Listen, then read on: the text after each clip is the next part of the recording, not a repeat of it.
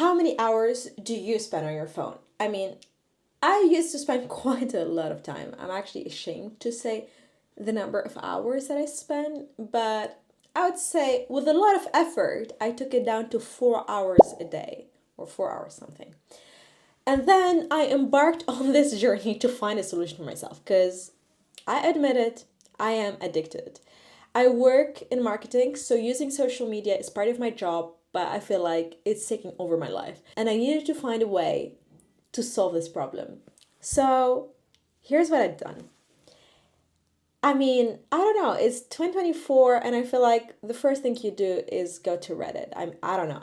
That's what I did. So, I went on Reddit and there is this subreddit called Dumb Phones. So, I spent a lot of hours on that subreddit. The first thing I did is order a little mini phone. It was called Soyes.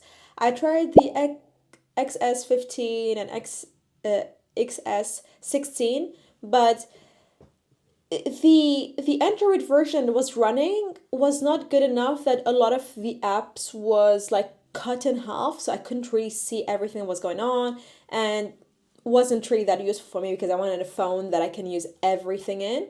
So the next thing is I tried the Cat S22 flip phone, which in theory is a really great phone because, nostalgic, you can open it, but it still runs Android. So I was like, okay, going from an iPhone to an Android, that's totally okay. But there was a massive problem with the phone, is that I like the number pad.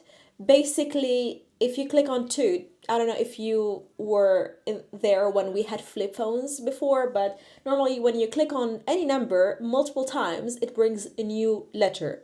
This phone didn't do that. It just you click on the number and the number appears. You cannot click on it multiple times. If you do, you have multiple numbers, and that didn't make sense. So I was like, okay, I need to find a solution for this. And usually there used to be an app that allowed you to have the keyboard and make it work that way. But that app no longer exists. So trying to find an APK version of it, that didn't work. And then I just basically downloaded the first app on the Play Store, and then it said that anything you enter in that keyboard will be stored in the app's user base. So if you put your credit card details, it will be stored. If you put any text conversation, it will be stored. And I was like, that feels like a big no for me. As well, Cat stopped making phones, so basically there will be no security patches, nothing. And I was like, okay, need to find another solution. Until I saw that a friend of mine was using this little small phone. I don't know if you can see how small this is actually. It's super, super small. And it's called a Unihertz. The great thing about this phone is that basically not only small, it runs Android 13, which is very, very new and works perfectly. I have all my apps on it, and it also has this like I did kind of a launcher where you can see only the most used apps, and you can see I don't have any social media apps in there. I mean, maybe the most useless app on there compared to like wasting time in general would be Duolingo, but we all know I'm using Duolingo to learn languages, so that doesn't count really.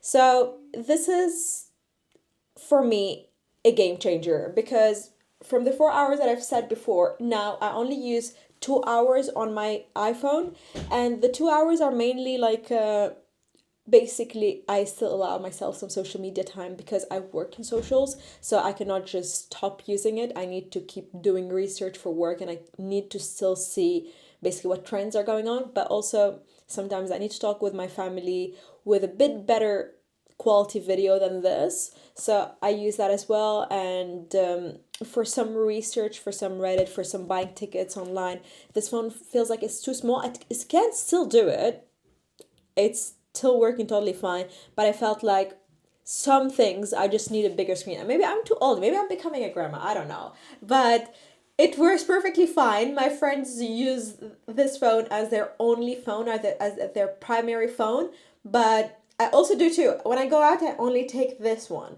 But at night, when I go back home, I use the other for a couple of hours. A couple of hours meaning a max of an hour and a half. Sometimes if I really need to do something, I'd use 2 hours or just not use the phone at all, use my laptop instead. So I think the future is going backwards, going to something dumber, getting ourselves a bit more time. And since I've started using this phone, I've actually found way more time to read. And now I always have my Kobo next to me and I'm always reading a book. So I love having more time to read and having more time at dinner to talk with my family, to talk with my partner. So what are you doing to decrease your social media time?